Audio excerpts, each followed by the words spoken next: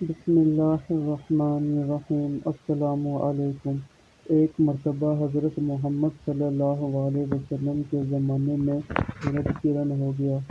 صحابہ اکرام رضی اللہ تعالی عنہ کو فکر ہوئی۔ اس موقع پر حضرت محمد صلی اللہ علیہ وسلم کیا عمل فرمائیں گے، کیا کریں گے، اس کی تحقیق کی جائے۔ جو حضرات اپنے اپنے کام میں مشغول تھے چھوڑ کر دوڑے ہوئے نوعمر لڑکے جو تیر اندازی کی مشق کر رہے تھے، ان کو چھوڑ کر لپکے ہوئے آئے تاکہ یہ دیکھیں کہ حضرت محمد صلی اللہ علیہ وسلم اس وقت کیا کریں گے۔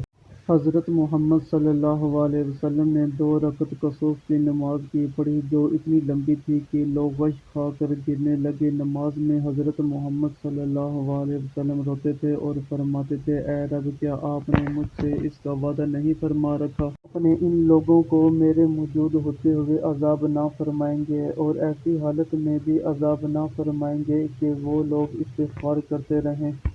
سورہ انفال میں اللہ تعالیٰ نے اس کا وعدہ فرما رکھا ہے۔ پھر حضرت محمد صلی اللہ علیہ وسلم نے لوگوں کو نصیحت فرمائی، جب کبھی ایسا موقع ہو، سورج یا چاند گرہن ہو جائے تو گھبرا کر نماز کی طرف متوجہ ہو جایا کرو۔ میں جو آخرت کے حالات دیکھتا ہوں، اگر تم کو معلوم ہو جائیں تو ہنسنا کم کر دو اور رونے کی کثرت کر دو۔ جب کبھی ایسی حالت پیش آئے، نماز پڑھو، دعا مانگو، صدقہ کرو۔ ویڈیو کو لائک، شیئر اور سبسکرائب کریں۔